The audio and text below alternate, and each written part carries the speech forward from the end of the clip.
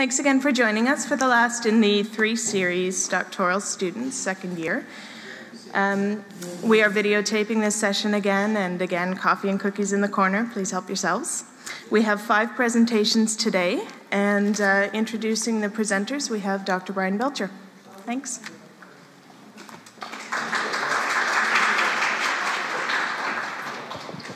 Thank you, Gwen. Good afternoon, everyone. Welcome. So it's my pleasure to introduce 5 speakers today. We have quite a short time to cover 5 presentations. So I'll get quickly to the introductions and the presentations. The first presentation is from Ricardo Manmohan, who's currently a captain in the Canadian Reserve Army and also works as a leadership coach and facilitator. Ricardo has a BA in criminology and a Master of Science in Forensic Science, as well as an executive coaching certificate from Royal Roads University. He's going to present today on a topic he's calling Connecting Two Worlds, Honoring Indigenous Leadership in a Contemporary World. Ricardo?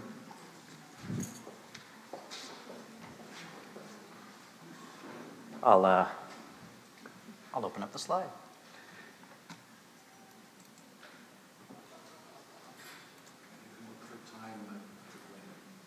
Perfect. I'm going to go to the other side just to throw off. Oh, the camera's tracking me. Perfect. So first I'd like to acknowledge the Coast Salish people for welcoming us to their Kahutli today. It's been an amazing journey over the last year and a half, especially coming to Royal Roads and some of the shifts that have happened in our own mindset. My story has been shaped by the First Nations communities out on the West Coast, and I've been humbled by what they've shared with me, and I hope today to bring honor to that and to be able to do some justice to what they've shared. On the west coast of Vancouver Island here, there is an identified need to develop our leaders. We lose our leaders constantly for education or for employment, but the ones who do stay in our communities on the west coast, we really want to continue their development and continue to build their own leadership skills. These individuals, they could be the next elected council members. They could be the next economic development coordinators in our community. So it's very important that we continue their development and build on it. One aspect of this is something that was shared by Chief Sean Outleo from Ahousaht. He, in an interview conducted in 2000, he underscored the importance of the fact that we should acknowledge the challenge that a lot of First Nations leaders today face by having to function in 2 different worlds. In the traditional world and the traditional sense of being a leader there, as well as in the contemporary world. So there's a duality, his words, there's a duality that exists, that one day you can shift from the corporate boardroom to being in the circle with elders the next. So that is one of the areas that I am going to be focusing on with my research.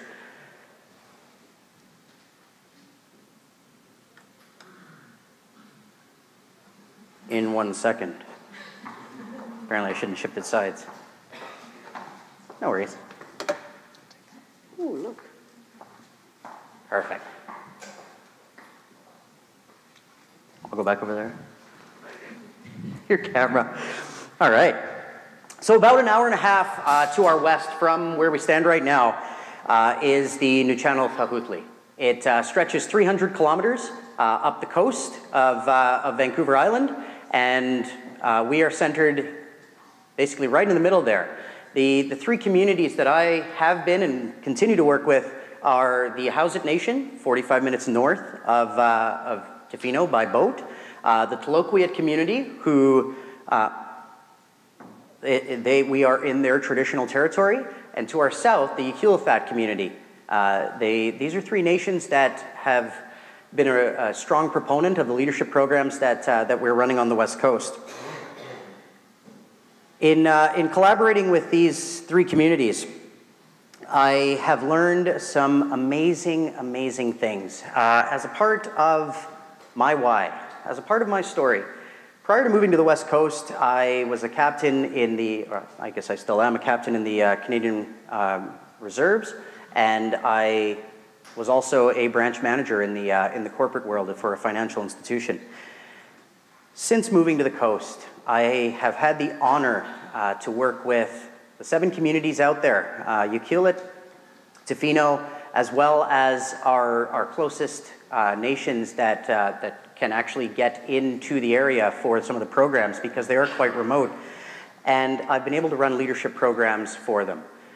The most amazing part of these programs is that we were able to take them to the outdoors for their development, as well as the connections that are forming. We've had nations that have been at war for 300 years, and now their leaders are talking to one another. Their emerging leaders are building bridges, as well as building their own leadership skills as they move forward. As a teacher, we all know we usually learn the most, and it was there and through this program that I run out there that I started to learn about a different way to lead. And the only word that I could put to it is a traditional way to lead. It also helped to underscore, working with the students in this program, it helped to underscore that point that Sean Atleo had raised, that there is that persistent duality, that they continuously have to move between these two worlds. And that is the gap in our knowledge that I intend to look at. So, through conversations with local First Nations, with their elders, with their emerging leaders, and with their current leaders, and also through my Royal Roads colleagues, thank you, and also our Royal Roads faculty for shaping my research questions.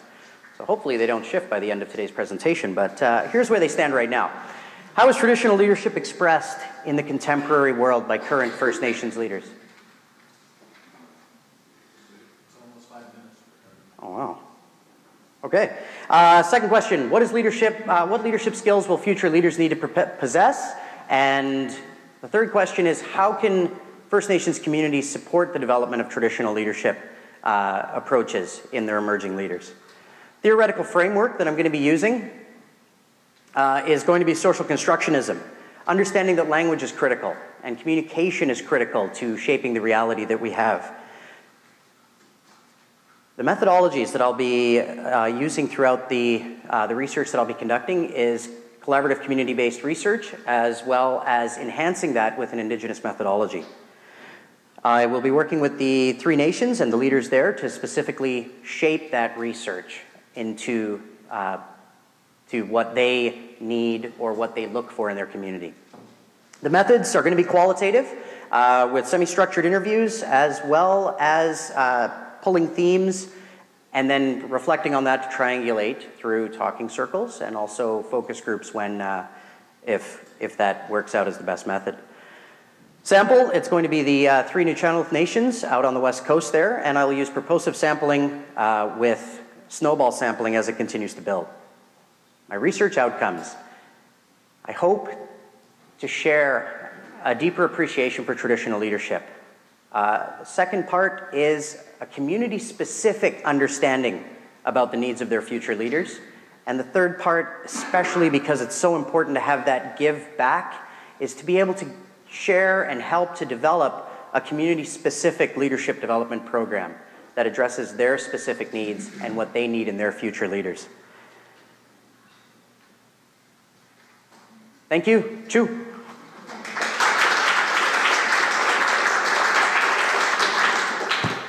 Thanks very much, Ricardo. We have 5 minutes for questions. Would anybody like to ask? Yes. Sounds great, Ricardo. I really appreciate the work that you're going to be doing. My only question has to do with your research questions are about First Nations, but your sample is limited to the West Coast. And we know that First Nations people have huge differences in their culture. So are you going to try to extrapolate about alternative, or are you going to leave it to this community-specific response that you're looking for? Great question. When I initially came in here a year and a bit ago, I thought I could, but I cannot. It is, for an example, a House It is, they're all approaching leadership development in their own specific way. A House It is looking at building that warrior spirit back into their people, into their community leaders. Colloquiate is looking at rebuilding the language specifically in their community. Whereas down in the south there in Iqaluit, they're looking at rebuilding their culture through rituals and ceremonies that they can engage their emerging leaders in. It is not, maybe, perhaps, the structure or the framework may be generalizable to other First Nations communities, but the research won't be. Thank you. There's precisely 1 minute left. Would somebody like to use it? Huh. Sold. 1 minute extra. Have a coffee. Thanks. All right. Thanks, Ricardo.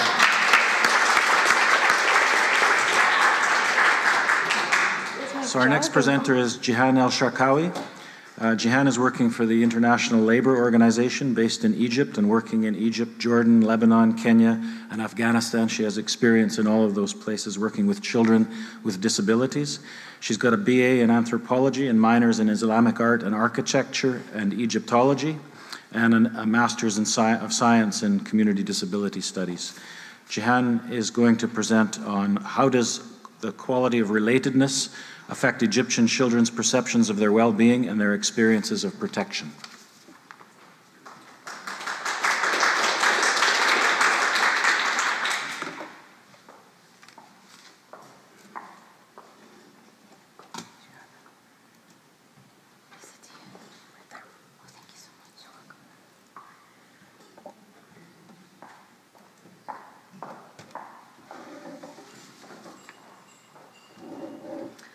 Good afternoon. Thank you for being here. I'm pleased to share with you today my research, which is going to focus on child well-being in Egypt. To give you a bit of a context, Egypt is a country of more than 88 million citizens, and children younger than 18 are the single largest population group. In 2013, Egypt was designated as one of 10 most child-friendly countries in Africa by the African Report on Child Well-being.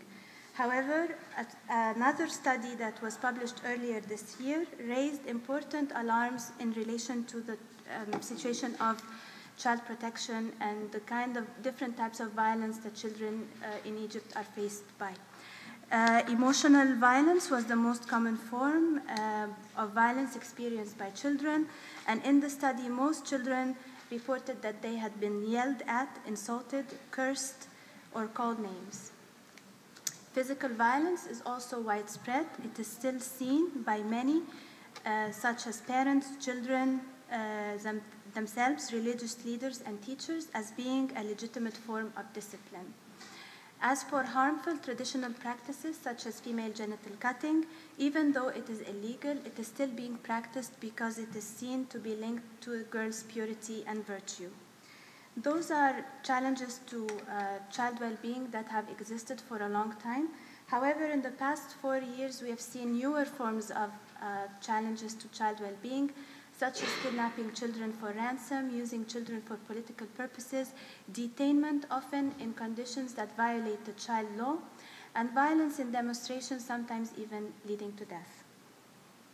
So here is a situation where a third of the population represent children, so much potential for the future of the country. At the same time, they are facing very difficult challenges, old and new. And here I am, a professional, dedicated most of my professional career to the area of childhood and wanting to do something about it. So I decided to focus my research on child well-being in Egypt, and this is going to be my research question for the time being. How does quality of relatedness affect Egyptian children's perceptions of their well-being and experiences of protection? And because relatedness is maybe an uncommon term, I want to define it here, and I'm using the definition of Ryan and Deci. It consists of warm, trusting, and supportive relationships. It is the sense of being cared for and connected with others. As for perceptions, they are the signature component of a well-being approach, and it is in and through them that conceptualizations and experiences of well-being are produced. My main theoretical framework is going to be self-determination theory, which is one of the schools of thought of positive psychology, which is the science of well-being.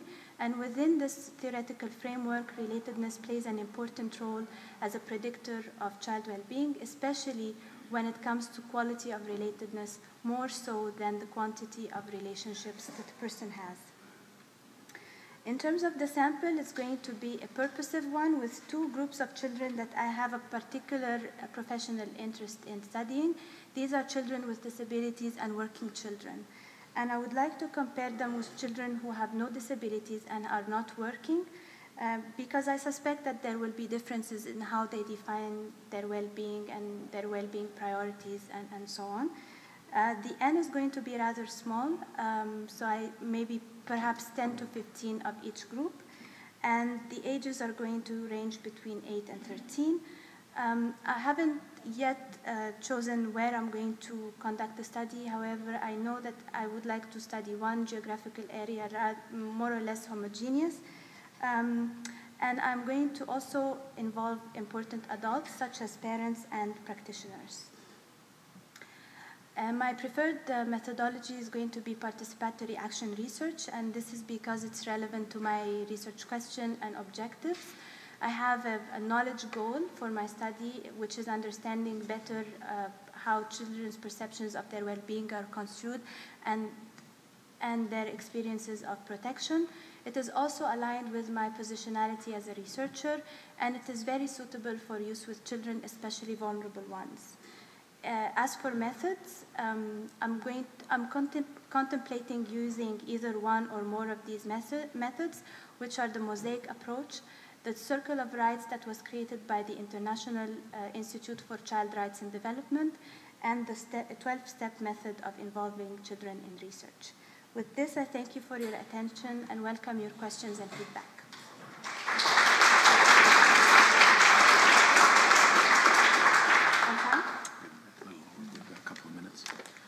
Thank you, Jahan. We have time for a couple of questions. Anybody like to ask something of Jahan? Marilyn? It's not a question, but it's a comment. What I love about Jahan's approach is that she positions young people, children, who are experienced in a compromising environment, but positions them with agency.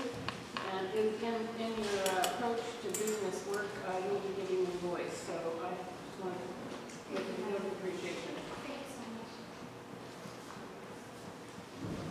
Anybody else? Could you speak maybe about gender, breakdown groups, female, and also rural, urban, split in terms of the geography? Originally, I wanted to do an urban-rural divide because the literature suggests that they are very different.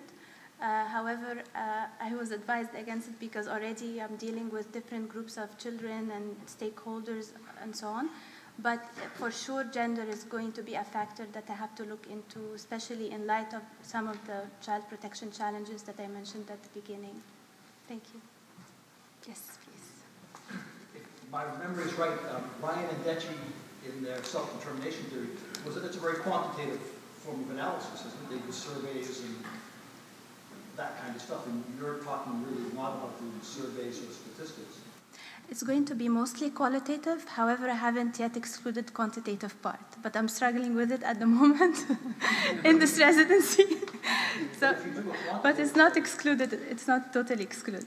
But if you do a quantitative study, 10 or 15 is not going to for sure. Sample size big enough. For sure. So you're going to look at this.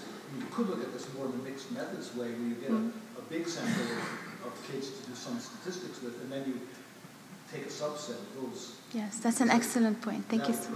Right in the middle. That would be ideal. Thank you so much. Thank you.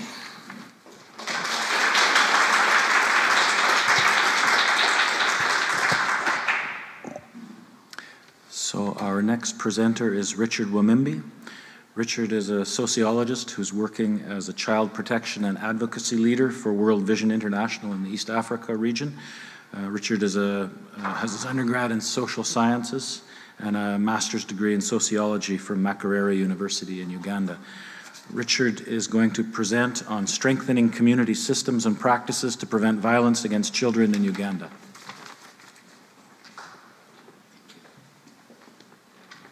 Richard, you're just going to stand there, or would you like I stand here. You're okay with that? Yeah, I'm happy here. I'm just going to move the microphone a little bit closer.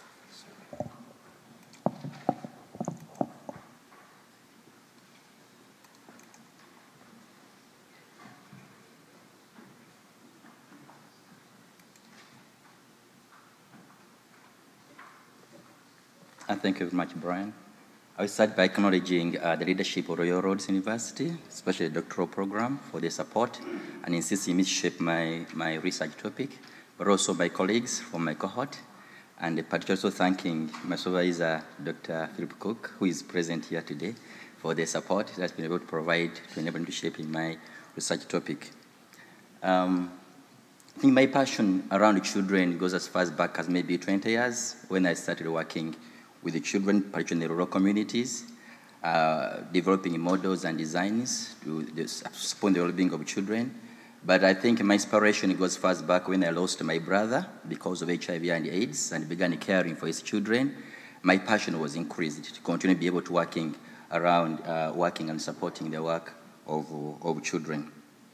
My area of study is strengthening community systems and practices to prevent violence against children in Uganda.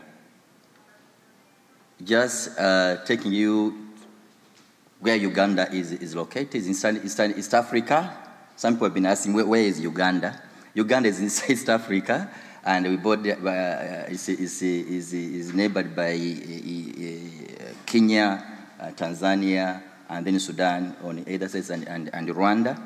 But it's a beautiful country with a lot of good natural settings, which I welcome you to come in the future if you can be able to visit Uganda.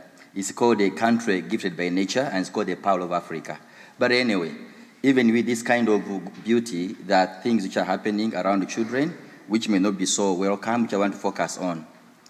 So in Uganda, violence against children manifests in different ways. It sometimes manifests in the form of sexual abuse, child marriages, child sacrifice, child labor, and torture and trafficking. Child sacrifice is particularly a new phenomenon. It did not happen in the past, and it's also called ritual sacrifice. Children sometimes are found mutilated, and some parts are being used out there for ritual practices. Uganda is one of the, worldwide, is a country which is having about 70% of people there under the age of 30 years, and 52% of the children is under the age of 15 years. And this one exposes children to a lot of vulnerabilities, which happen in the community because they're almost the biggest population within the country. And also we know that in the recent study, about 81% of the children aged the age of 10 and up to 18 years, when they were, it was a study which was conducted by Ministry of Education, when they were asked about the exposure to violence, about 81% say that they were exposed to numerous forms of violence against children. And also when you look at perceptions of children preventing violence, it's limited, or rather it is inadequate. And then systems in place for supporting the well-being of children are not so well developed in the country. That's just a matter of a little background. So the purpose of my study is to explore how formal and non-formal community systems and practices can be strengthened to prevent and respond to violence against children. And my research question is, how can the interaction between the formal and non-formal community systems and practices be strengthened to prevent and respond to violence against children? By formal, I am meaning government kind of support systems, and by non-formal, I'm meaning those ones which are not government institutions.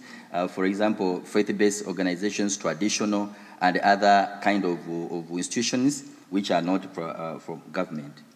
I have three subsidiary questions. One is, how can the formal, meaning I'm focusing on two, for the formal public health model or primary health model, and then the social welfare, and the formal faith-based and then traditional approaches be applied to prevent and respond to violence against children. I want to establish how these ones are working.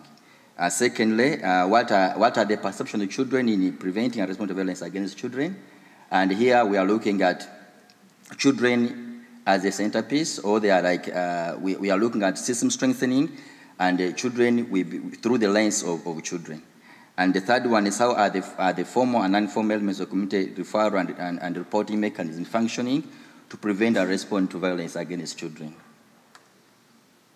In terms of my theoretical basis, I think also engineered to my positionality, I'm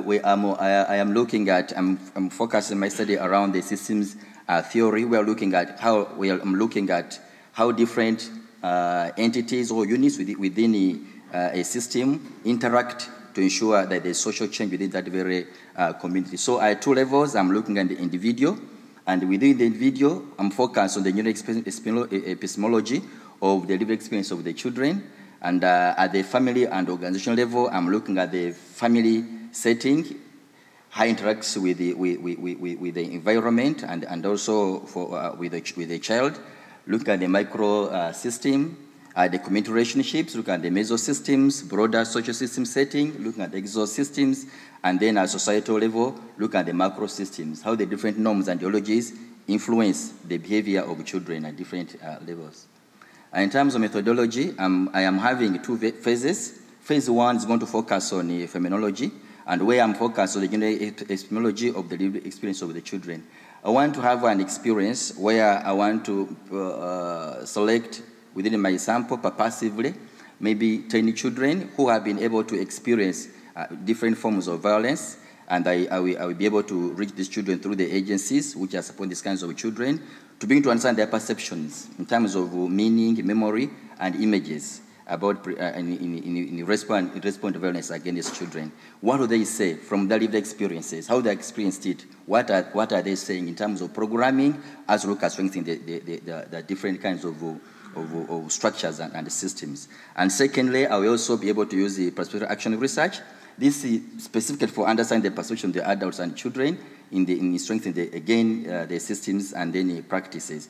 I will be able to work with a group of different kinds of individuals, particularly church positioning committees, and there are other kinds of stakeholders within the community who are linked and closely working with the children, and have a dialogue with them on what are their perceptions about system strengthening the community.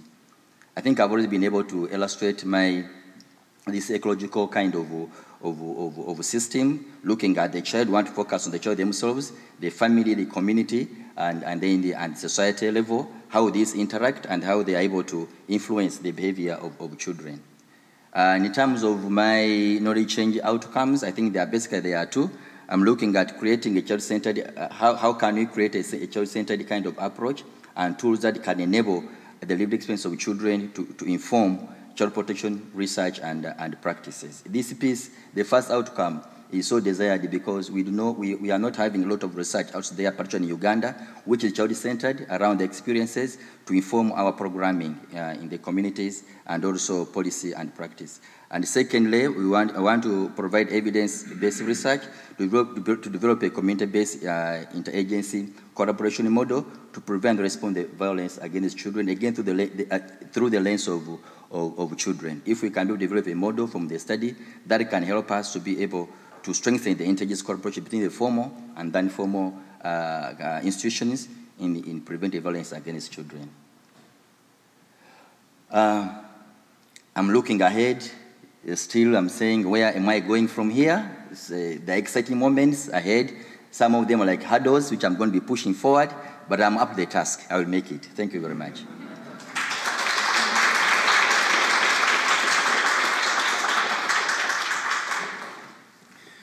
Thank you, Richard. We do have time for a couple of questions.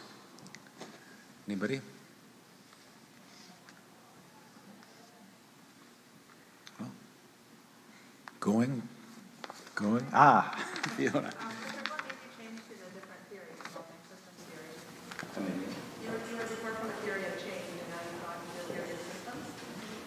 Yes. I'm just wondering what inspired that change.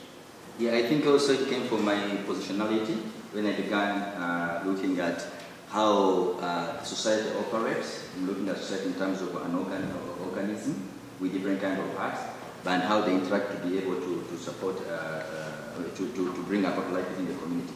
But particularly for children, I was look at this. If you're looking at the formal and non-formal kinds of systems, you're looking at that kind of interaction of the different parts. Currently, I think globally we are moving towards systems strengthening. You are not looking at issues, you are not looking at different issues like if the child marriage, you want to be able to start a project or work on a project of child marriage. If there's the child labor, you want to put in child labor. That has been found not to be sustainable. We are looking at how to strengthen the different elements of a system, and that's why I'm moving towards a systems kind of theory. Great, thank you, Richard. Thanks very much.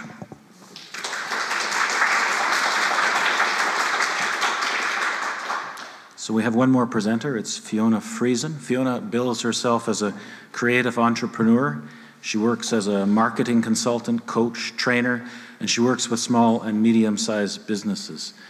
Fiona is always creative with language. She talked to me about her theoretical disorientation. She's talked about how she likes to overthink systems and people. And it leaves me a little bit curious. There's a note in her bio, and I wondered if it's a typo or just more of this kind of creative language. She says she lives with her husband and fur kids. So Fiona is going to present on making change, collaboration between change makers and social entrepreneurs.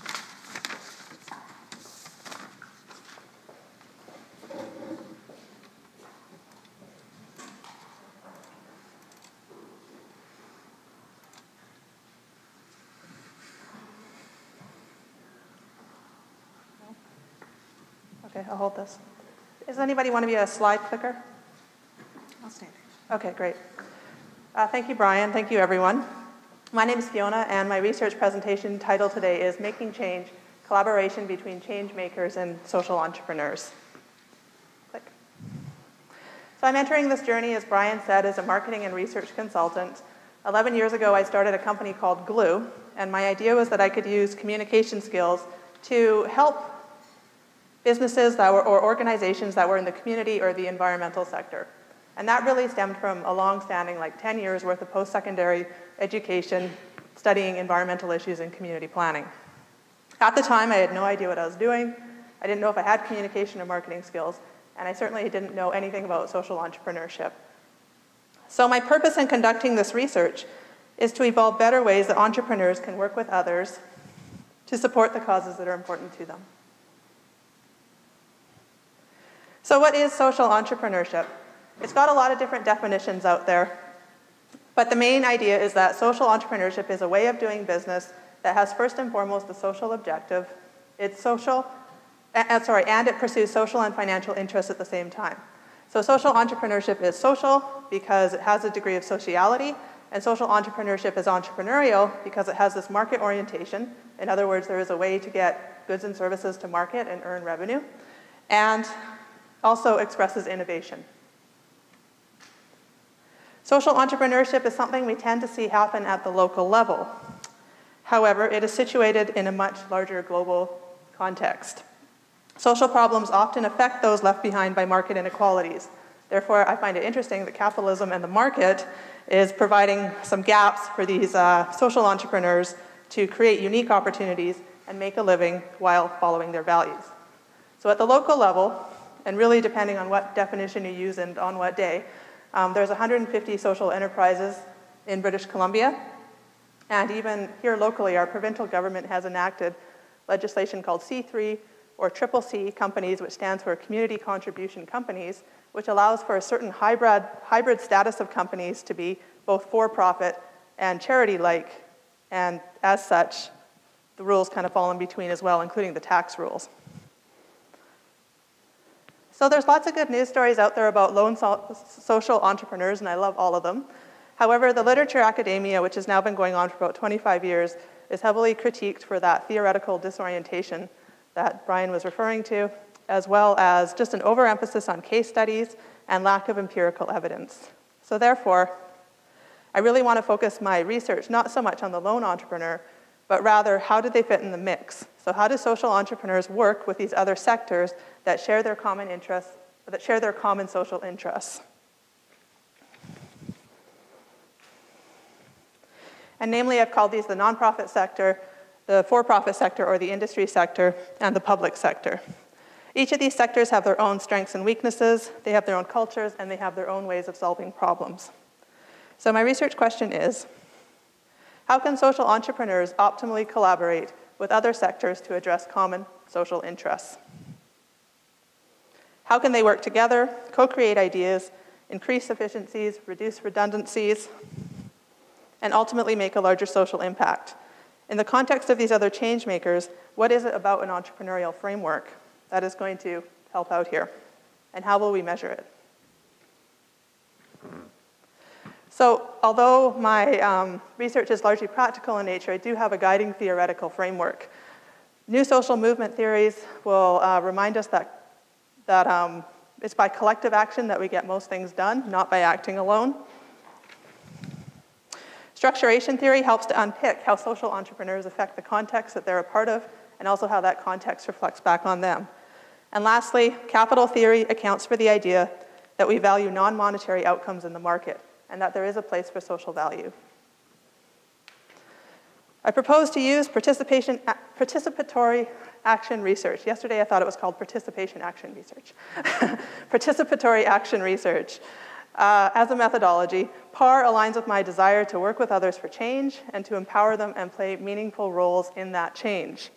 With respect to methods, this remains ambiguous to me at this point, but I do anticipate starting with a qualitative exploratory interviews and focus groups, because at this point I still need to identify what networks I want to work with.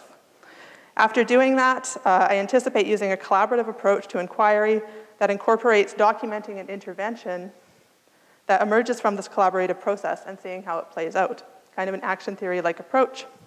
And the analysis may include the use of social return on investment metrics, as well as cross-case comparison, which I hope will conclude in both practical and theoretical developments. Thank you.